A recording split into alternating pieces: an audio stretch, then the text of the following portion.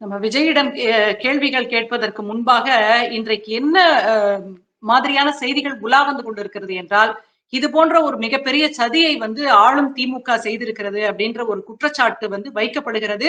அதற்கு இணையாக பல்வேறு செய்திகளும் வந்து கொண்டிருக்கிறது.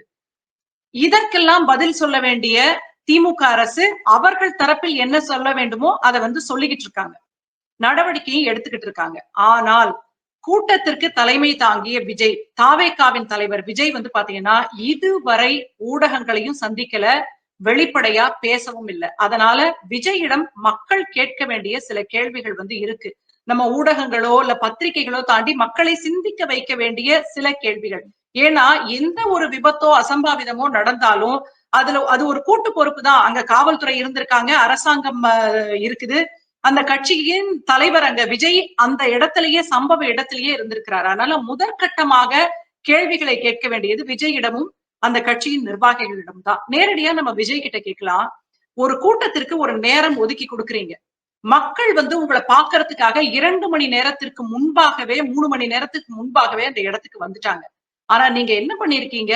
நாமக்கல்ல எத்தனை மணிக்கு கூட்டம்னு அறிவிச்சீங்களோ, அத்தன மணிக்கு தான் நீங்க சென்னையில இருந்தே கிளம்பியிருக்கீங்க. நீங்க தாமதமா கிளம்ப காரணம் என்னங்க? நீங்க வந்து ஒரு சினிமாவுல டாப் ஹீரோவா இருக்கீங்க. ஷூட்டிங்க்கு இந்த மாரி தாமதமா போக முடியுமா? எத்தன லட்சம், எத்தன கோடி வீணாகும்னு தெரியாதா உங்களுக்கு? இதுவரைக்கும் விஜய் ஷூட்டிங்க்கு தாமதமா போயிருக்காரா? இல்லையா? அப்படிங்கிறத வந்து அவர் சம்பந்தப்பட்டவர்கள் தான் நம்மகிட்ட சொல்லணும். தெரிஞ்சிருக்கும் இந்நேரம். அவர் அது மாரி வராத ஆள் தான்.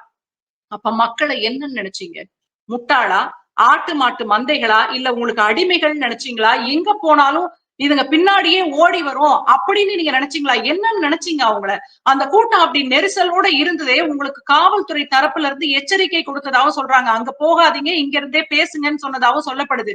இதுக்கு விஜய் தான் முதல்ல பதில் சொல்லணும். ஏன் தாமதமா வந்தாரு?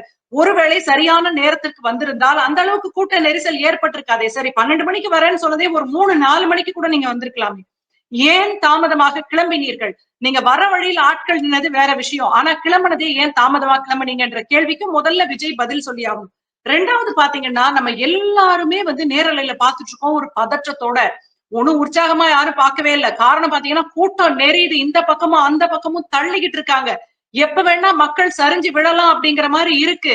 விஜய் பேசிட்டு இருக்கும்போதே எதிர்ல ஆம்புலன்ஸ் நிக்குது. இவங்க பாட்டில தூக்கி விசிறி எறியறாங்க. இப்ப வந்து எல்லாம் விமர்சிக்கவும் தொடங்கிட்டாங்க. மக்கள் என்ன நாய்களா? நீங்க வந்து பிஸ்கட் துண்டுகள, ரொட்டி துண்டுகள வாரி இறைக்கிற மாரி தண்ணி பாட்டில தூக்கி போட்டீங்களே அப்படின்னு சொல்லிட்டு. அப்போ உங்க கட்சி சார்பாக இதெல்லாம் ஏற்பாடு செய்யப்பட்டிருந்ததா? செய்யப்படலையா? மக்கள் வந்து 12 மணிக்கு கூட்டம்ன்றதுனால சாப்பிடாம கூட வந்திருக்க வாய்ப்பு இருக்கு. மதிய உணவை சாப்பிடாம.